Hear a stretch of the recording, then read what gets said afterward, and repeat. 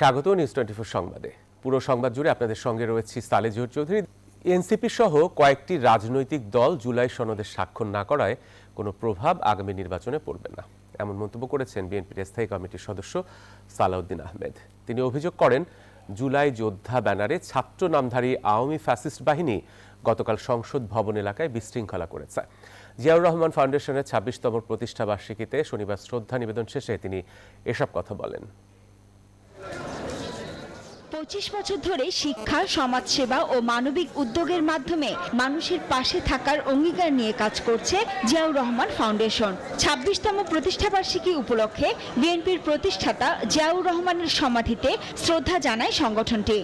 প্রতিটা জায়গায় আমরা বৃক্ষরোপণ করি, আমরা প্রতিটা জায়গায় জিয়াউর রহমান ফাউন্ডেশন জনকল্যাণমূলক কাজ মেইনলি আমরা করি এখানে।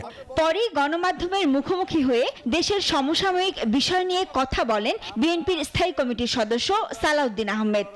দেখা গেছে এখানে জুলাই যোদ্ধাদের নামে কিছু সংখ্যক ছাত্র নামধারী, সেটা ইন্টারভিউতে আমি দেখেছি, কিছু সংখ্যক উচ্ছৃঙ্খল লোক ঢুকেছে, সেটা ফ্যাসিস্ট সরকারের ফ্যাসিস্ট বাহিনী বলে আমি মনে করি।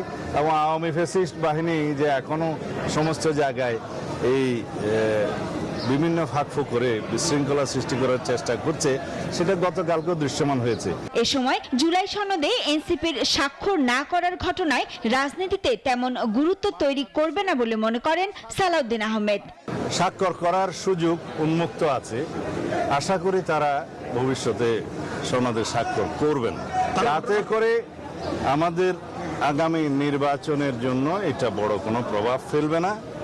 আমরা মনে করি সহনশীলতা সবার মধ্যে আসবে। জুলাই সনদে স্বাক্ষরের মধ্য দিয়ে নতুন গণতান্ত্রিক সংস্কৃতির যাত্রা শুরু হয়েছে বলেও মন্তব্য করেন বিএনপির নীতি নির্ধারণী ফোরামের এই নেতা। একটি শক্তিশালী গণতান্ত্রিক সমাজ। শাফিয়া সাসনা, নিউজ 24, ঢাকা। আইনি ভিত্তি ছাড়া জুলাই সনদ চূড়ান্ত হলে তা হবে গণপ্রতারণা, এমন মন্তব্য করেছেন এনসিপির আহ্বায়ক নাহিদ ইসলাম। শনিবার দুপুরে কেন্দ্রীয় কার্যালয়ে জরুরি সংবাদ সম্মেলনে তিনি বলেন, আলোচনার মাধ্যমে দ্রুত আইনি ভিত্তি না দেয়া হলে রাজপথের কর্মসূচি দেবে দলটি। এ সময় আইনি ভিত্তি ও সনদ বাস্তবায়নের রূপরেখা প্রকাশ করলে জুলাই সনদে এনসিপির সই করবে বলে জানান দলটির সদস্য সচিব আখতার হোসেন। শুক্রবার হয়ে যাওয়া জুলাই সনদ স্বাক্ষর অনুষ্ঠানে অংশ নেয়নি জাতীয় নাগরিক পার্টি এনসিপি। দলটি আগেই জানিয়েছিল আইনি ভিত্তির নিশ্চয়তা ছাড়া তারা স্বাক্ষর করবে না। এর প্রেক্ষিতে জরুরি সংবাদ সম্মেলন করে এনসিপি। দলটির সদস্য সচিব আখতার হোসেন জানান, জুলাই সনদে আইনি ভিত্তি না দেওয়া আর জনগণের কাছে স্বচ্ছতা নিশ্চিত না থাকায় তারা স্বাক্ষর করেননি। বলেন, আইনি ভিত্তি ও সনদ বাস্তবায়নের রূপরেখা প্রকাশ করলে জুলাই সনদে এনসিপি সই করবে। জুলাই সনদের আইনি ভিত্তি না দেওয়া এবং বাস্তবায়নের পথরেখা জনগণের কাছে স্বচ্ছ ধারণা উপস্থাপন না করায় জাতীয় নাগরিক পার্টি এনসিপি আমরা গতকালের জুলাই সনদ স্বাক্ষর অনুষ্ঠানে উপস্থিত হওয়া থেকে বিরত থেকেছি। জুলাই সনদ স্বাক্ষরকে কেবল আনুষ্ঠানিকতা উল্লেখ করে দলটির আহ্বায়ক নাহিদ ইসলাম বলেন, আইনি ভিত্তি নিয়ে ঐক্যমত কমিশনের সাথে আলোচনায় বসে সমাধান চান তারা। নাহিদ বলেন, 90-এর পুনরাবৃত্তি দেখতে চায় না জাতি। যদি এর আইনি ভিত্তি তৈরি না হয়, এটার কেবল আনুষ্ঠানিকতাও থাকবে না, এটি একটি গণপ্রতারণা এবং জাতির সাথে একটি প্রহসন হবে। আমরা বাংলাদেশের ইতিহাস থেকে এই অভিজ্ঞতা আমরা দেখেছি। 90-এর গণ অভ্যুত্থানের পরেও 3 দলের জোটের যে রূপরেখা আপনাদের মনে আছে, সেই রাজনৈতিক সমঝোতা কিন্তু রক্ষা করা হয়নি। নির্বাচন কমিশন পক্ষপাতমূলক আচরণ করেছে অভিযোগ করে নাহিদ ইসলাম বলেন, এই কমিশনে নিরপেক্ষ নির্বাচন করার সক্ষমতা নেই। কমিশন গায়ের জোরে অন্যের প্রেসক্রিপশনে চলছে। ফলে নির্বাচন কমিশন নিয়ে আমাদের এই উদ্বেগ থাকবে। আব্দুল্লাহ মামুন, নিউজ 24, ঢাকা। 2013 সালে হত্যাযজ্ঞে যারা শহীদ হয়েছেন তাদের নাম শাপলা চত্বরের ফলকে লেখা হবে, জানিয়েছেন ক্রীড়া উপদেষ্টা আসিফ মাহমুদ সজীব ভুঁইয়া। শনিবার সকালে রাজধানীর ওসমানী স্মৃতি মিলনায়তনে হত্যাকাণ্ডে শহীদদের পরিবারের সদস্যদের মাঝে চেক বিতরণ অনুষ্ঠানে এমন কথা জানান তিনি বলেন, এই উদ্যোগ নিয়ে প্রশ্ন তোলার চেষ্টা করবে ফ্যাসিস্ট শক্তি, তাই সবাইকে সতর্ক ও সচেতন থাকতে হবে। একই অনুষ্ঠানে ধর্ম উপদেষ্টা আফম খালিদ হোসেন বলেন, শাপলা চত্বরের ওই ঘটনা থেকেই 24-এর বিজয় এসেছে। স্থানীয় সরকার বিভাগের পক্ষ থেকে ইতিমধ্যে একটা উদ্যোগ গ্রহণ করেছি, যে ঐতিহাসিক শাপলা চত্বরে 5ই মে যারা শহীদ হয়েছেন তাদের নাম আমরা শাপলা চত্বরে স্থায়ী অবকাঠামোতে লিখিতভাবে রেখে যেতে চাই। আমরা আপনারা যে জায়গায় এসে দাঁড়িয়েছি এরপরেও তো জায়গা আছে, আমরা এখানে থেমে থাকবো না। পূর্ব দিগন্তে নতুন সূর্যের আলো যতক্ষণ ফুটে নাই ততক্ষণ আমরা এগিয়ে যাব এবং এই দেশকে একটা কল্যাণ রাষ্ট্র, আদর্শিক কল্যাণ রাষ্ট্র প্রতিষ্ঠা করতে চাই। বাড়ি ভাড়া, মেডিকেলে উচ্চ ভাতা বৃদ্ধির দাবিতে টানা 7 দিন ধরে রাজধানীর কেন্দ্রীয় শহীদ মিনারে অবস্থান কর্মসূচি চালিয়ে যাচ্ছেন এমপিওভুক্ত শিক্ষক কর্মচারীরা। শনিবার দুপুরে তারা কালো পতাকা মিছিল করে। আন্দোলনকারীরা জানান, প্রজ্ঞাপনের মাধ্যমে ন্যায্য দাবি পূরণ না হওয়া পর্যন্ত তারা আন্দোলন চালিয়ে যাবে। গত 12ই অক্টোবর প্রেস ক্লাবের সামনে অবস্থান কর্মসূচির সময় পুলিশের সঙ্গে তাদের ধস্তাধস্তি ও সাউন্ড গ্রেনেড নিক্ষেপের ঘটনা ঘটে। এরপর সোমবার থেকে সারা দেশে অনির্দিষ্টকালের কর্মবিরতি শুরু করেন শিক্ষকরা। শিক্ষা সচিব থেকে ধরে সকলে তারা আমাদেরকে এই আমাদের দাবি থেকে বঞ্চিত করতেছে। এই 3টা দাবি আদায়ের লক্ষ্যে আমরা বিশেষ করে শিক্ষা কর্মচারীরা এখন অবস্থান করছি আজ 7 দিন যাবত। একটা শিক্ষকের জামা ছিঁড়ে দিচ্ছে, দাড়ি ছিঁড়ে দিচ্ছে, এটা কোন ধরনের শিক্ষা? তারা বড় বড় ডিগ্রি নিয়ে কিভাবে বসেছে যারা একজন শিক্ষককে সম্মান দিতে পারে না। আমরা চাই আমাদের বাড়ি ভাড়া যদি পার্সেন্টেজ আকারে 20% যে আমাদের ন্যায্য দাবি, সেটা যদি করা হয় তাহলে আমাদের কিন্তু বৈষম্যটা দূর হবে। এ বিষয়ে আরো খবর জানাতে আমাদের সঙ্গে এখন যুক্ত হচ্ছেন সহকর্মী প্রমা চৌধুরী। প্রমা, গত 7 দিন ধরে এমপিওভুক্ত শিক্ষক কর্মচারীরা আন্দোলন চালিয়ে যাচ্ছে, তো এই মুহূর্তে আসলে কি অবস্থা সেখানে দেখছেন এবং আন্দোলনকারীরা কি বলছেন? জহুর, এই মুহূর্তে আমি আছি কেন্দ্রীয় শহীদ মিনারে এবং এখানে কিন্তু বিগত সোমবার থেকেই তারা আন্দোলন করছেন শিক্ষকরা তাদের 3 দফা দাবিতে। এবং এখানে এই মুহূর্তে আমি যদি এই পাশে একটু দেখাই যে তারা কিন্তু সকালে তাদের যে অবস্থান কর্মসূচি সেই কর্মসূচি করে এখান থেকে তারা কালো পতাকা মিছিল করেছে এবং মিছিল করে কেন্দ্রীয় শহীদ মিনার থেকে তারা টিএসসি হয়ে কদম ফোয়ারার যেই জায়গাটা আছে সেখানে গিয়ে সম্মিলিত হয়ে এরপর সেখান থেকে আবার কিছুক্ষণের আগেই 2টোর দিকে তারা এখানে এসে আবার অবস্থান করছেন। আমি একটু জানিয়ে রাখতে চাই যে মূল বেতনের 20%, বাড়ি ভাড়া 1500 টাকা, মেডিকেল ভাতা ও কর্মচারীদের উৎসব ভাতা 75% করার দাবিতেই কিন্তু তারা গত রবিবার থেকে শিক্ষক কর্মচারীরা জাতীয় প্রেস ক্লাবের সামনে লাগাতার অবস্থান কর্মসূচি করেছেন এবং 7 দিন চলছে। আজ এই 7ম দিনে তারা ঘোষণা দিয়েছেন যে আগামীতে তাদের দাবি পালন না হলে তারা যমুনা প্রধান উপদেষ্টার কার্যালয় যে যমুনা, সেখানে তারা একটি ঘেরাও কর্মসূচি করবে এবং তারা তাদের দাবি না মানা পর্যন্ত তারা এখানে অনশনে আছেন। এবং 100 জন এই আন্দোলনের মধ্যে থেকে যারা 100 জন আছেন, 100 জন শিক্ষক যারা প্রথমে এই আন্দোলনটা শুরু করেছিলেন, সামাজিক যোগাযোগ মাধ্যমে তারা একত্রিত হন, কথা বলে যে তারা সকলে ঢাকায় আসবেন এবং আন্দোলন করবেন। বিভিন্ন জেলা থেকে তারা এসছেন, তারা কিন্তু 100 জন প্রথম 100 জন অনশন করছেন এই মুহূর্তে এবং আন্দোলনের 6ষ্ঠ দিনে তারা এই অনশনটা শুরু করেছিলেন। অনশন স্থলে শিক্ষক কর্মচারীরা জানান যে দাবি আদায় না হওয়া পর্যন্ত কর্মস্থলেও তারা ফিরবেন না এবং বাড়িও ফিরবেন না। এমপিভুক্ত শিক্ষা জাতীয়করণ প্রত্যাশীর ভোটে সদস্য সচিব দেলোয়ার হোসেন আজিজি একটু আগে কথা বলেছেন এবং এখানকার তার উদ্যোগেই কিন্তু এই আন্দোলনটা হচ্ছে এবং তার সাথে সকলে একত্রতা প্রকাশ করেছেন।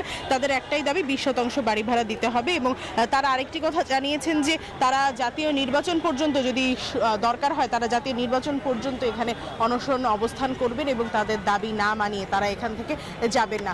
এবং এই ছিল আমার হাতে পাওয়া সর্বশেষ খবরাখবর কেন্দ্রীয় শহীদ মিনারে শিক্ষকদের আন্দোলনরত অবস্থান থেকে। প্রভা, আপনাকে ধন্যবাদ। চট্টগ্রাম ইপিজেডে ভয়াবহ অগ্নিকাণ্ডে 2টি কারখানা ধসে যাওয়ায় বেকার হয়ে পড়েছেন শতাধিক শ্রমিক। কাজ হারিয়ে পরিবার নিয়ে দিশেহারা হয়ে পড়েছেন তারা। আগুনের কারণ অনুসন্ধান ও ক্ষয়ক্ষতি নিরূপণে কাজ করছে ফায়ার সার্ভিস ও ইপিজেড কর্তৃপক্ষের 2টি আলাদা কমিটি। 15 দিনের মধ্যে তাদের প্রতিবেদন দিতে বলা হয়েছে। আগুনে ধসে পড়েছে 7তলা ভবনের ছাদসহ 4 তলার বেশ কিছু অংশ। এদিকে আগুনে প্রায় 200 কোটি টাকার ক্ষয়ক্ষতি হয়েছে বলে দাবি করেছেন ব্যবসায়ীরা। বৃহস্পতিবার দুপুরে 2টি কারখানা অগ্নিকাণ্ডের ঘটনা ঘটে, নিয়ন্ত্রণে আসে প্রায় 17 ঘন্টা পর। অনেকে রিজিক মারছে, বলতে অনেকে রিজিক মারছে। আমরা তো কাজ করছি, অনেক 30,000 25,000 বেতন তুলছি। ওভার টাইম হয়েছে 5 ঘন্টা 6 ঘন্টা। ব্যবস্থা করতে হবে, যেহেতু আমরা ছেলে এখন অনেক জায়গায় কম নেয়, ছেলে আর কি, মেয়ে বেশি চাকরি হয়। একই বিল্ডিংয়ে কয়েকজনের মালামাল রয়েছেন। কয়েকটি প্রতিষ্ঠানের মালামাল রয়েছে। এই বিল্ডিংয়ে দাহ্য বস্তু অনেক বেশি ছিল, স্বাভাবিকভাবে দাহ্য বস্তু যেহেতু বেশি ছিল এবং মিক্স অকুপেন্সি রয়েছে, সেখানে কয়েকটি প্রতিষ্ঠান রয়েছে, এই কারণেই অগ্নিকাণ্ডের ভয়াবহতা এবং বাতাসের গতিসহ বিভিন্ন কারণে অগ্নিকাণ্ডে বিস্তার লাভ করে। এ বিষয়ে আরো খবর জানবো। এখন আমাদের সঙ্গে যুক্ত হচ্ছেন সহকর্মী নয়ন বড়ুয়া। জয়, বিধ্বস্ত ভবন ও এর আশপাশের এলাকার এখনকার পরিস্থিতি কেমন দেখছেন? ফায়ার সার্ভিস বা সিইপিজেড কর্তৃপক্ষ এখন কি পদক্ষেপ নিচ্ছে?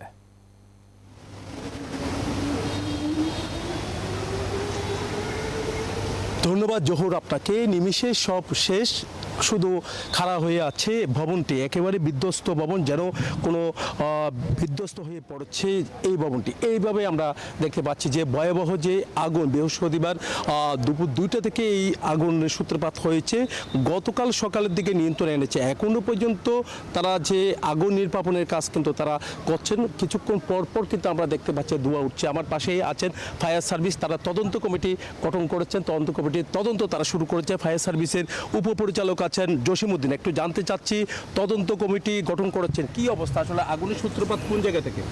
তদন্ত কমিটি আমাদের ডিজি মহোদয় করেছেন, 5 সদস্যের কমিটি। এই কমিটি কার্যক্রম শুরু হবে।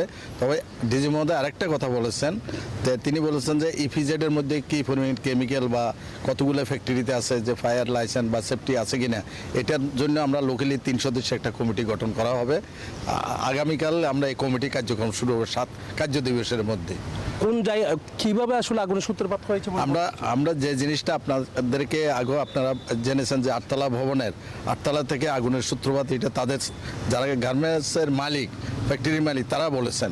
তো এখন এখানের মধ্যে আমরা যে জিনিসটা বারবার দেখেছি যে এখানে ইলেকট্রিক লাইন আর গ্যাসের লাইন ছিল, এখানে যদি মেশিনারি কাজ করে তো মেশিনারি কাজ থেকে সেখান থেকে বা ইলেকট্রিক শর্ট সার্কিটে কোথার থেকে হয়েছে এখনও আমরা নির্ণয় করতে পারিনি। তদন্ত কমিটি কাজ শুরু করার পরে এইসব বিষয়গুলো, সেফটি প্ল্যান, কার্যকরী সনদ, ফায়ার, এগুলো নিয়ে কার্যকরী সনদ ইত্যাদি নিয়ে আমাদের কাজগুলো হবে, এবং তখন আমরা জানতে পারবো যে এখানে কি পরিমাণ ক্ষয়ক্ষতি হয়েছে, আগুনের কারণটা কি ইত্যাদি। আমরা নির্বাপন আমরা শেষ করে দিয়েছি, তবে আমাদের একটা ইউনিট সবসময় এখানে অবস্থান করবে।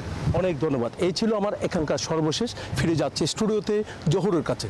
এবারে জেডএসআরএম নির্বাচনের পথে।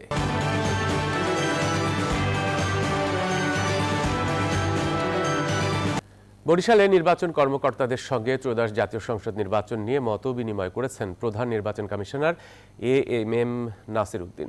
শনিবার ত্রয়োদশ জাতীয় সংসদ নির্বাচন উপলক্ষে বিভিন্ন বিভাগীয় শহরে মতবিনিময় সভার অংশ হিসেবে আজ শনিবার বরিশাল সফর করেছেন তিনি।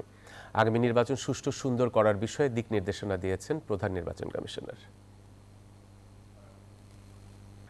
নির্বাচন কলুষিত করার চেষ্টা করলে কোনো ছাড় দেওয়া হবে না বলেছেন নির্বাচন কমিশনার মোহাম্মদ আনোয়ারুল ইসলাম সরকার। শনিবার সকালে সুনামগঞ্জে নির্বাচন প্রক্রিয়ায় ভোট গ্রহণকারী কর্মকর্তাদের এক কর্মশালায় তিনি এমন হুঁশিয়ারি দেন। বলেন, অবাধ, সুষ্ঠু, নিরপেক্ষ নির্বাচন আয়োজনে কমিশন সরকার প্রস্তুত রয়েছে। নির্বাচনী নিরাপত্তা নিশ্চিতে আইনশৃঙ্খলা বাহিনীকে প্রশিক্ষণ দেওয়া হচ্ছে। প্রিজাইডিং অফিসারদের নিরপেক্ষ থেকে দায়িত্ব পালনের আহ্বানও জানান তিনি। আমরা একটা স্পটলাইটের মধ্যে থাকি, তখন ওনাদের সাথে পরিষ্কার যে এই ফেব্রুয়ারিতে নির্বাচনটা হচ্ছে এবং নির্বাচন কমিশন, সরকারের প্রতিটি অর্গান এ বিষয়ে সোচ্চার এবং সচেতন। যেই হোক, যেভাবেই হোক, এই নির্বাচনকে কলঙ্কিত করার চেষ্টা করলে, কলুষিত করার চেষ্টা করলে তাকে রেহাই দেওয়া হবে না। সরকারে এলে শিক্ষা ব্যবস্থায় আমূল পরিবর্তন করবে বিএনপি, এমন মন্তব্য করেছেন বিএনপির স্থায়ী কমিটির সদস্য আব্দুল মঈন খান। শনিবার সকালে রাজধানীর বাংলাদেশ এগ্রিকালচার রিসার্চ কাউন্সিলে ERI আয়োজিত এক সেমিনারে যোগ দেন তিনি। বলেন, দেশের শিক্ষা খাতে যুগান্তকারী পরিবর্তন এনেছিলেন শহীদ প্রেসিডেন্ট জিয়াউর রহমান ও সাবেক প্রধানমন্ত্রী খালেদা জিয়া। সভাপতির বক্তব্যে সাবেক শিক্ষা প্রতিমন্ত্রী এহসানুল হক মিলন বলেন, কারিগরি শিক্ষার মাধ্যমে একটি দক্ষ জনশক্তি তৈরি করতে হবে। অনেক কিছু গুরুত্বপূর্ণ বিষয় রয়েছে, পরস্পর বিরোধী বিষয় রয়েছে, যেগুলো আমাদের কিন্তু বিবেচনায় নিয়ে আমাদের ভবিষ্যৎ পরিকল্পনা করতে হবে। এটা অন্তর থেকে বিশ্বাস করি, পরিবারই কিন্তু এইসব কন্ট্রোভার্সিগুলো আমি আপনাদের সামনে। বগুড়ার গাবতলীতে জিয়াউর রহমান ফাউন্ডেশনের ২৬তম প্রতিষ্ঠাবার্ষিকী উপলক্ষে দিনব্যাপী ফ্রি মেডিকেল ক্যাম্প চলছে। বাগবাড়ি শহীদ জিয়া ডিগ্রি কলেজে আয়োজন করা হয়েছে এই ক্যাম্পের। রোগীদের বিনামূল্যে চিকিৎসা দিচ্ছেন চিকিৎসকরা। ক্যাম্প শেষ রয়েছে প্রতিষ্ঠাবার্ষিকী আলোচনা সভা। সেখানে প্রধান অতিথি হিসেবে ভার্চুয়ালি যুক্ত হবেন বিএনপির ভারপ্রাপ্ত চেয়ারম্যান তারেক রহমান এবং ফাউন্ডেশনের vice president doctor Zubaida Rahman. Bogura থেকে মেডিকেল ক্যাম্পের আরও খবর জানাতে যুক্ত হচ্ছেন সহকর্মী আব্দুস সালাম বাবু। বাবু, দিনব্যাপী মেডিকেল ক্যাম্পের এখনকার আয়োজন কি দেখছেন? জহুর, মেডিকেল ক্যাম্প প্রায় শেষের পথে, রুগী দেখা একদম শেষের পথে আমরা বলতে পারি। এখন রুগীরা অপেক্ষা করছেন ওষুধ নেওয়ার জন্য। আমরা যেখানে রয়েছি তার পিছনেই এখানে ওষুধ বিতরণ করা হচ্ছে। সকাল 10টায় রেজিস্ট্রেশনের মাধ্যমে এরপরে রুগী দেখা শুরু করেন বিশেষজ্ঞ চিকিৎসকগণ। 80-90 জন চিকিৎসক আজকে বগুড়ার এই গাবতলীতে চিকিৎসা সেবা দিয়েছেন। ঢাকা এবং বগুড়ার প্রখ্যাত চিকিৎসক রয়েছেন, মেডিসিন বিশেষজ্ঞ, হৃদরোগ বিশেষজ্ঞ, গাইনি বিশেষজ্ঞ, শিশু বিশেষজ্ঞ, বিভিন্ন ধরনের জটিল রোগী, এমনকি ক্যান্সার বিশেষজ্ঞরাও এসেছেন। এর পাশাপাশি এখানে কিন্তু ECG, blood pressure, blood sugar এগুলোও পরীক্ষা করা হচ্ছে বিনামূল্যে চিকিৎসা সেবা দেওয়ার পর এখন ওষুধ বিতরণ করা হচ্ছে। কিছুক্ষণ পরেই এখানে আলোচনা সভা হবে এবং সেই আলোচনা সভায় ভার্চুয়ালি যুক্ত হবেন বিএনপির ভারপ্রাপ্ত চেয়ারম্যান তারেক রহমান, এই জিয়াউর রহমান ফাউন্ডেশনের vice president doctor Zubaida Rahman, এবং এই আলোচনা সভায় অংশ নেওয়ার জন্য কিন্তু নেতা কর্মীরা এখানে অপেক্ষা করছেন। আমরা দেখতে পাচ্ছি যে বিএনপির মহিলা দলের নেতৃবৃন্দ এখানে এসেছেন, তারা আলোচনা সভায় অংশ নেবেন। এর পাশাপাশি বিএনপির নেতৃবৃন্দ এখানে এসেছেন। আজকের এই আলোচনা সভায় সভাপতি করবেন জিয়াউর রহমান ফাউন্ডেশনের নির্বাহী পরিচালক ফরহাদ আলিম ডোনার এবং বিএনপির চেয়ারপারসনের উপদেষ্টা হেলালুজ্জামান তালুকদার লালু, জাতীয় স্থায়ী কমিটির সদস্য জনাব টুকু, এখানে ইকবাল হাসান মাহমুদ টুকু এখানে অতিথি হিসেবে অংশগ্রহণ করবেন। কিছুক্ষণ পরেই এখানে আলোচনা সভা হবে, এটা আমরা জানতে পেরেছি। এই ছিল বগুড়াতে সর্বশেষ। ফিরে যাব স্টুডিওতে। বাবু, আপনাকে ধন্যবাদ। বাউল সম্রাট ফকির লালন শাহের ১৩৫তম তিরোধান দিবস উপলক্ষে ৩ দিনব্যাপী উৎসবের আজ দ্বিতীয় দিন চলছে। সাধু ভক্তদের পদচারণায় মুখর সাইজির আখড়াবাড়ি। সাইজির রেখে যাওয়া আধ্যাত্মিক বাণী আয়ত্ত করলেই হবে মানব কল্যাণ, মিলবে মুক্তি, এমনটাই মনে করেন লালন অনুসারী ও গবেষকরা। কুষ্টিয়া থেকে মাহতাব উদ্দিন লালনের পাঠানো তথ্যচিত্র নিয়ে দেখুন ডেস্ক রিপোর্ট।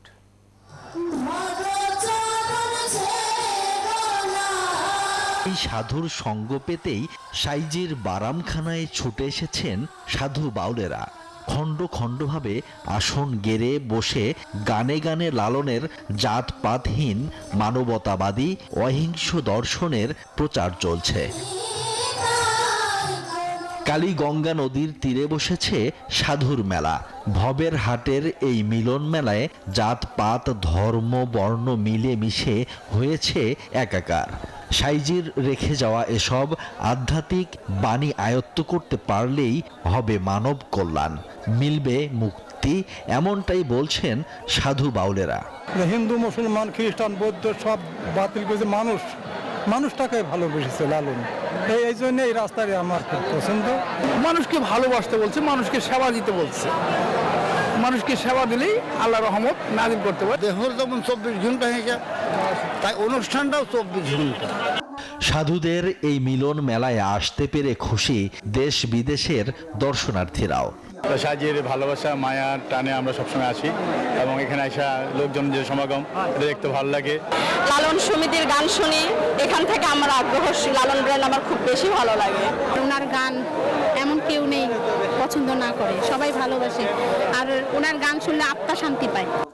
উদ্বোধনী অনুষ্ঠানে যোগ দিয়ে বিশ্ব বরেণ্য গবেষক প্রফেসর গায়ত্রী চক্রবর্তী বলেন, সাইজি অনন্য, এক ও অদ্বিতীয়, আর লালনের বাণী ও ভাবধারাকে সংরক্ষণ ও আন্তর্জাতিক পর্যায়ে তুলে ধরতে সরকার কাজ করবে বলে জানান মৎস্য ও প্রাণী সম্পদ বিষয়ক উপদেষ্টা ফরিদা আক্তার।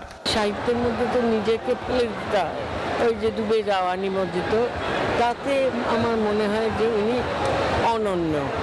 এই সরকারই আমরা মনে করেছি যে এবারে এই সুযোগ আমরা ফকির লালন শাহকে সাধারণ মানুষের পক্ষ থেকে এটাকে জাতীয় দিবসের লালন দর্শনের সত্যতা ও গভীরতা ধারণ করতে পারলেই সমাজ থেকে দূর হবে হিংসা, বিদ্বেষ, হানাহানি, এমনটাই মনে করেন গবেষকরা।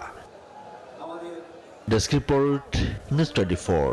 লালন স্মরণ উৎসবের আরো খবর জানাতে এই মুহূর্তে সেখানে রয়েছেন আমাদের সহকর্মী মাহতাব উদ্দিন লালন, যুক্ত হচ্ছেন আমাদের সঙ্গে। মাহতাব, উৎসবের দ্বিতীয় দিনে কেমন আয়োজন দেখছেন?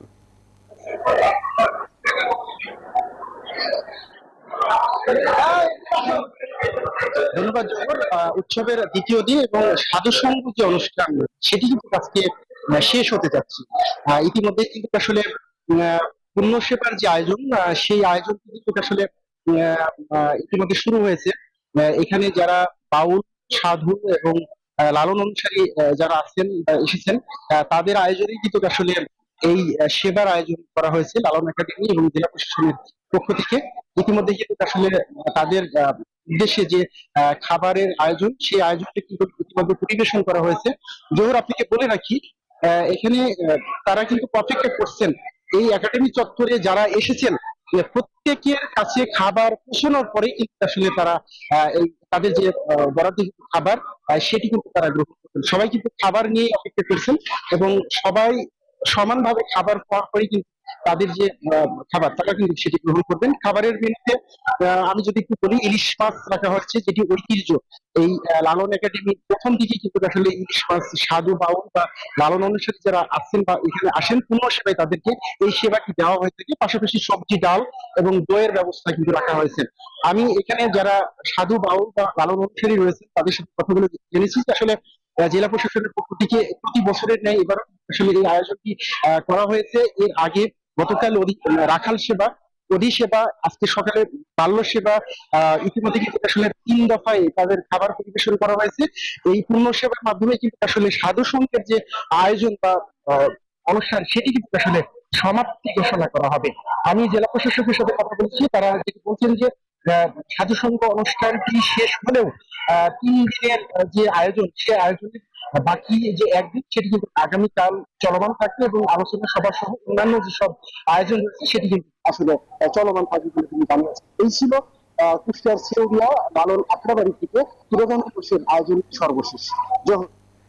মাহতাব, আপনাকে অনেক ধন্যবাদ আমাদের সঙ্গে যুক্ত হওয়ার জন্য। হজ নিবন্ধনের অর্থ জমা দেওয়ার সুবিধার্থে আজ দেশের সংশ্লিষ্ট ব্যাংকের সব শাখা উপশাখা খোলা রয়েছে। বৃহস্পতিবার এই নির্দেশনা দেয় বাংলাদেশ ব্যাংক।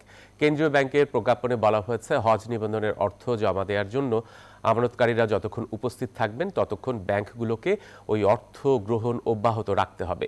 সংশ্লিষ্ট শাখাগুলোর পর্যাপ্ত নিরাপত্তা নিশ্চিত করতেও বলা হয়েছে। এবার এইচএসসি পরীক্ষায় কুড়িগ্রামের 9টি কলেজের কেউই পাশ করেনি। নরসিংদীর রায়পুরার মোসলে উদ্দিন ভুইয়া কলেজ থেকে উত্তীর্ণ হতে পারেনি একজনও।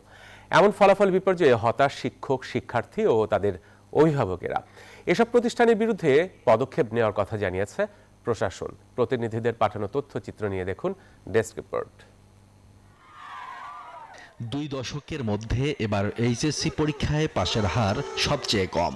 2005 সালে এইচএসসিতে পাশের হার ছিল 59.16%।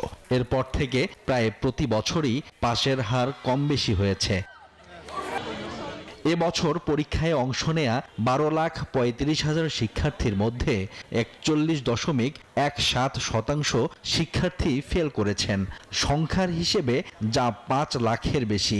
এই বিশাল সংখ্যক শিক্ষার্থীর উত্তীর্ণ হতে না পারার বিষয়টি ঘিরে নানা প্রশ্ন তৈরি হয়েছে। এবার কুড়িগ্রামের 9 কলেজের কেউ পাশ করেনি। এমন ফল বিপর্যয়ে হতাশ শিক্ষক, শিক্ষার্থী ও অভিভাবকরা। ক্লাস হয় কি না সেটা আমি দেখিও নাই। দীর্ঘদিন যাবত বেতন নাই। যদি এখানে বেতন হইতো তাহলে তো এমনি তো শিক্ষার মানটা বেড়ে যেত। শতভাগ অকৃতকার্য কলেজগুলোর বিষয়ে ব্যবস্থা নেওয়া হবে বলে জানিয়েছে প্রশাসন। যে সমস্ত প্রতিষ্ঠান শতভাগ ফেল করেছে এগুলো সরকারি বিধি মোতাবেক শিক্ষা মন্ত্রণালয়ের পরিপত্র অনুযায়ী তাদের বিরুদ্ধে আগামী দিনে ব্যবস্থা গ্রহণ করা হবে। এদিকে নরসিংদীর রায়পুরা উপজেলার মোসলে উদ্দিন ভুইয়া নামে এক কলেজের 5 শিক্ষার্থীকে পাঠদান করেছেন 13 জন শিক্ষক। তারপরও পাশ করেনি কেউ। এ নিয়ে জেলা জুড়ে সমালোচনার ঝড়। এ ঘটনায় শিক্ষকদের উপর ক্ষোভ প্রকাশ করেছেন স্থানীয়রা। বলেন, কলেজটিতে শিক্ষার মান নেই বললেই চলে। 12-13 জন শিক্ষককে যদি 5-6 জন ছাত্ররা না সঠিক করতে পারে, সঠিকভাবে লেখাপড়া না করাইতে পারে, ওরা যদি ফার্স্ট না করে, এটা তো দেশের কলঙ্ক। হয়তো হেরারও দুর্বলতা আছে বা স্টুডেন্টেরও দুর্বলতা আছে, তাহলে এতটুক তো নিচে আমার কোনো কথা না। লজ্জার বিষয় না, আপনার কলেজের ভিতরে মানুষে লেখাপড়া করতে আইব, যদি ভালো করে লেখাপড়া না করতে মানুষে পড়ালেখা করতে আইব। তবে লেখাপড়ায় মনোযোগী না হওয়া ও অনুপস্থিতির কারণে ফলাফল বিপর্যয়ে দাবি শিক্ষকদের। হয়তোবা ওই নরসিংদী ভৈরবে অনেকে চলে যায়, ইয়ার ফলে দিয়ে আমরা সেভাবে জমাইতে পারি না আর কি। এবার এইচএসসি পরীক্ষায় গড় পাশের হার 58.83%। মোট জিপিএ 5 পেয়েছেন 59,097 জন। Desk report, news 24। দুর্গাপূজা শেষ হতেই সনাতন ধর্মের মানুষ দীপাবলি উৎসব আয়োজনে ব্যস্ত হয়ে পড়েন। এবারও উপমহাদেশের সর্ববৃহৎ দীপাবলি উৎসব হবে বরিশালের মহাশ্মশানে। আগামী রোববার সন্ধ্যা থেকে গভীর রাত পর্যন্ত চলবে এই উৎসব। সাইফুর রহমান মিরনের প্রতিবেদনে থাকছে বিস্তারিত। এশিয়ার বৃহৎ শ্মশান দীপালি উৎসবের আয়োজন হবে বরিশাল মহাশ্মশান ঘিরে। উৎসব উপলক্ষে শ্মশানের সমাধি মন্দিরগুলো ধুয়ে মুছে পরিষ্কার করছেন স্বজনরা। চলছে শেষ মুহূর্তের প্রস্তুতি। স্বজনরা জানায়, দীপাবলি উৎসব উপলক্ষে শ্মশানে থাকা স্বজনহারা প্রিয়জনদের সমাধি মন্দিরগুলো ধুয়ে মুছে রঙিন করে তুলছেন তারা। দীপাবলির দিন সন্ধ্যায় লোকায়ত স্বজনদের স্মরণে প্রদীপ জ্বালিয়ে তাদের পছন্দের খাবার সাজিয়ে প্রার্থনায় বসবেন তারা। ঠাকুমার এখানে শ্মশান সমাধি রয়েছে, যার কারণে এখানে পরিষ্কার পরিচ্ছন্নের জন্য আমরা এখানে এসেছি। নতুন করে সবকিছু রং করব, আগরবাতি, মোমবাতি, তারপরে আপনার আমাদের ধর্মীয় যে কালচার, এগুলো আমরা মনে করা হয় যে তাদেরকে স্মরণ করলে তাদের পরলোকগত আত্মার শান্তি হয়। ধর্মীয় আচার রূপ নেয় সর্বজনীন উৎসবে। জাতি ধর্ম নির্বিশেষে সবাই যোগ দেয় দীপাবলির এই উৎসবে। বসে মিলন মেলা। লাখো মানুষের শ্মশান রয়েছে, তাদের পূর্বপুরুষ যারা পৃথিবী থেকে বিদায় নিয়েছেন তাদের আত্মার শান্তি কামনা করা হয়। যার যার সমাধি সংস্কারে তারা লিপ্ত আছে এবং সেখানে কিন্তু একটা আনন্দঘন হৃদয় কাজ করছে সবার ভিতরে। আয়োজকরা জানায়, শ্মশানের 70,000 সমাধি মন্দির 10 লক্ষ প্রদীপের আলোয় আলোকিত হয়ে উঠবে।